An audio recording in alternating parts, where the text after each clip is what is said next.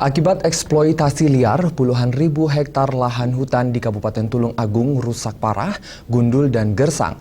Ironisnya pemerintah daerah dan pihak perhutani setempat terkesan tutup mata tanpa ada langkah konkret untuk merehabilitasi kembalinya hutan seperti semula.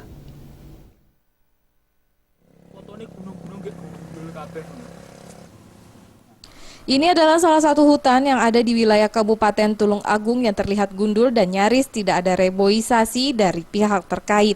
Rusaknya hutan ini akibat bermacam eksploitasi, mulai dari pembalakan liar, pembakaran hutan, dan penambangan alam secara berlebihan.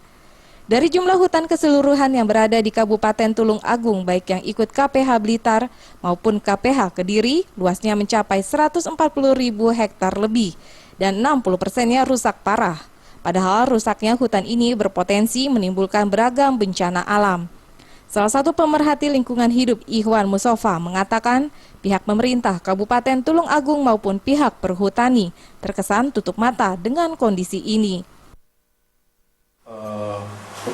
Kondisi hutan yang khususnya di kawasan konsesi atau hak pengelolaan hutan itu terus mengalami satu degradasi atau kerusakan yang cukup masif itu dari tahun 2001 itu banyak legal logging, atau 2005 sampai 2010 sebenarnya itu harusnya perhutanan melakukan konservasi atau penanaman kembali, tapi kemudian itu sangat lamban sekali kan. Kemudian 2010 sampai 2015 ini kita melihat kondisi hutan di Tulung Agung masih mengalami kerusakan yang luar biasa, jadi lahannya masih banyak gundul. Kalau kita lihat di map, kondisi hutan di Tulung Agung itu hampir 60% mengalami kondisi kritis, artinya tidak ada tutupan lahannya. Tidak hanya minim upaya reboisasi hutan, pemerintah dan perhutani juga tidak pernah melakukan sosialisasi pemahaman kepada masyarakat tentang pentingnya menjaga kelestarian hutan.